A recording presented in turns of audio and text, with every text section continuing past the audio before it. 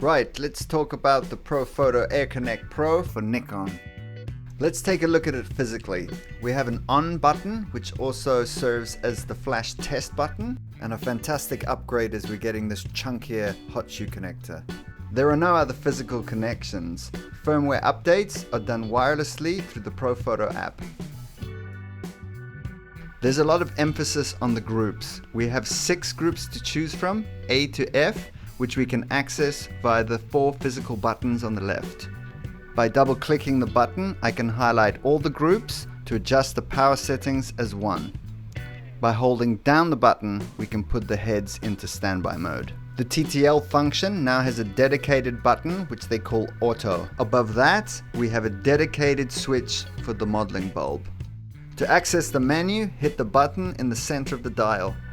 If I go to Air channel, I have the option of 100 channels to choose from. The next option is the control mode. This is a new feature. When using Profoto X products in conjunction with Air 2, the actual output of the light is reflected on the remote.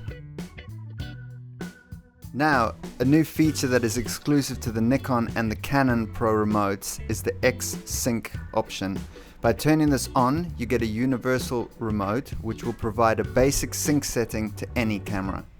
We have a Bluetooth setting that we can turn on and off, and we would use this when connecting to the app or when actually shooting with a smartphone. If we go into the advanced menu, we have a bunch of settings that control the sounds, the warning sounds. We can control the screen brightness.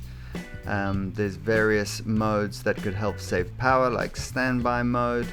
We can decide if the remote's going to switch itself off automatically after a certain period of time.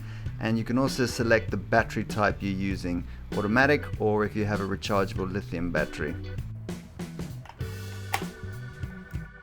Now let's talk about the high-speed sync. With the remote plugged in, you'll notice that the camera won't let me move past 250ths of a second.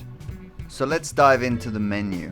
Look for Custom Setting menu, scroll down to E, bracketing Flash. Let's go for the first option, Flash Sync Speed, and adjust that to Auto FP. Now when I go back to my shutter speed, I'm able to sync the flash up to 1/8000th of a second, and the remote will automatically switch into high speed sync mode.